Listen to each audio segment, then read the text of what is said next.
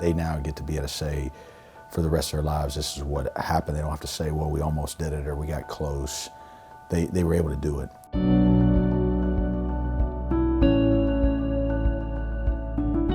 For us to be able to win the tournament for the first time in 43 years and really coming off the mayhem of the year before and just the heartbreak, you know, of seeing that buzzer beater go in, to a year later come and capture the title for the first time since 1980 with everything around the last 365. It was just a really special memory that I don't think anybody that was involved in it will ever forget.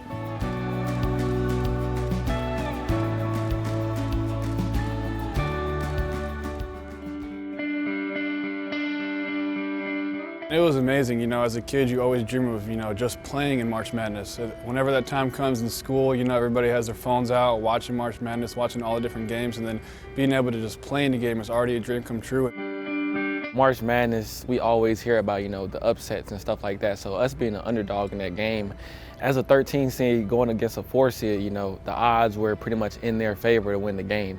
As the game progressed and we started to make a little run, like I definitely realized that a lot of the crowd was on our side and was hoping for us to win. That definitely helped shift some of the momentum and definitely was like a good feeling.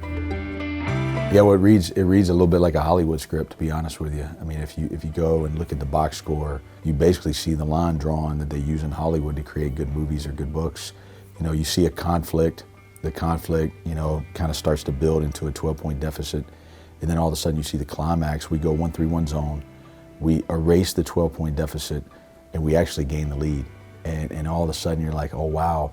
Well, that's not where the movies and the books stop, right? Usually in a great story, right, everything's getting good and there's going to be a quick falling action. And you saw that in that game. We had the lead, then all of a sudden we had multiple turnovers. They get to the free throw line. And the next thing you know, we're staring at a 4-point deficit with 19 seconds to go. And we have the ball, JP drives in lane, passes to me and I get fouled. And I make 2 free throws, and so now it's a 2-point game. We get to set up our press, and you know, JP and Alex Williams go and trap him. And so when he throws the ball, I kind of see it in the air, and like everything just goes slow motion for me. Like we have 6 seconds, so I catch it and I quickly, you know, survey the court, and I take a dribble, and JP is wide open right in front of me. You know, I crash to the rim and it goes in, and then again everything's kind of like, it gets loud again, like you hear the crowd erupting. And you know, it was just such a crazy moment that you couldn't believe, you know, that was actually happening right in front of our eyes. So, you know, the whole arena with 20,000 seats full, you know, it's definitely a chill feeling. It just gave us a lot of momentum. I mean, winning in the tournament, I mean, that just gave us a lot more to push for as well, knowing that we can do more and that we can go even further in the tournament. And, you know, it's just gave our guys a lot of confidence knowing that, you know, we are good and we can play with anyone.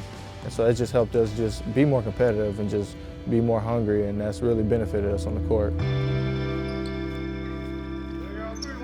Ready, go.